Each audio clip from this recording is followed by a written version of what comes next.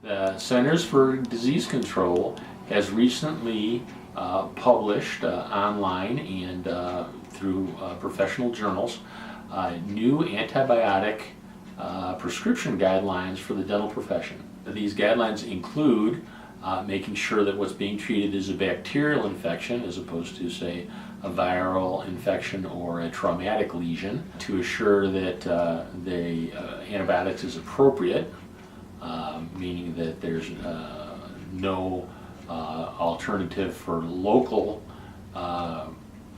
measures for bacterial infection control, such as draining an abscess, which is preferable. Other guidelines include making sure that the patient is able to take antibiotics and making sure that we use the most narrow spectrum antibiotic for the patient.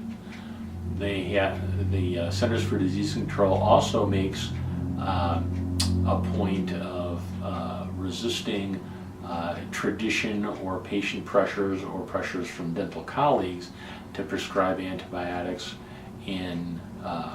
as opposed to assessing each individual case and medical history for an individual patient as to the appropriateness of antibiotic therapy.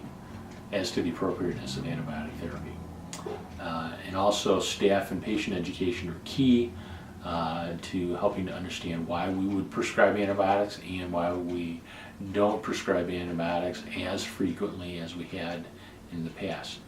The bottom line is the CDC is following the science, and the science has indicated that we're exhausting the ability of antibiotics in some cases to take care of what used to be simple bacterial infections, and we have to be careful about what we prescribe, how much we prescribe, and whether it's an appropriate condition for antibiotic therapy. And it's much more rigidly controlled than it has been in the past. Thanks for your time.